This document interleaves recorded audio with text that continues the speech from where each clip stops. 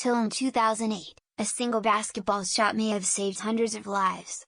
Alabama player Mykal Riley made a three-point shot that pushed the game into overtime minutes before an F2 tornado passed by. If he had missed that shot, hundreds of fans could have been in the parking lot when the tornado hit. My dad always tell me how his team, the Chicago Cubs, also saved countless lives one year in the 1980s. They blew the series lead to the San Francisco Giants.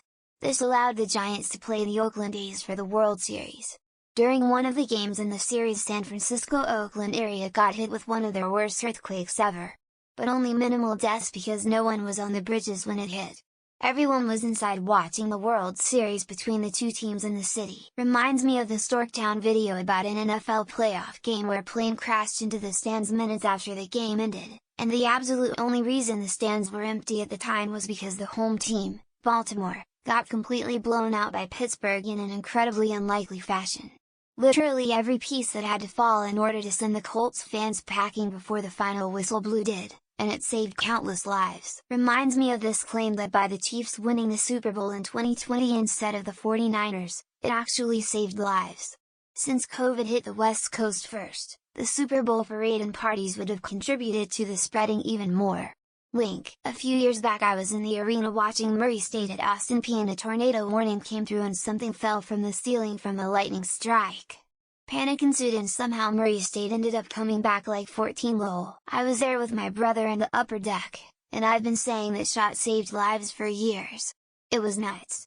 The dome looked like ocean waves rolling across the top of the Georgia Dome and a big gust of wind blew in a bunch of insulation at the far side of the stadium. That's when we booked it to the concourse. Somewhat related, in the 1970s a plane hit the stands in Baltimore during a playoff game. The only thing that saved the lives of fans was that the Steelers blew out the Colts so badly that the crowd in that section went home. John Wah has a great video about it. Pretty neat. But couldn't the same be said for any of the points that game? What made it longer was that the game was close, not a single shot. If any of the previous made shots were missed, the three-pointer wouldn't have mattered. Reminds me that the People's Temple basketball team were among the only survivors of the Jonestown mass suicide because they were playing at a basketball tournament in Georgetown. Georgia would also go on to win this tournament with an abhorrent record, landing a spot in the first round of the NCAA tournament as the 14th seed.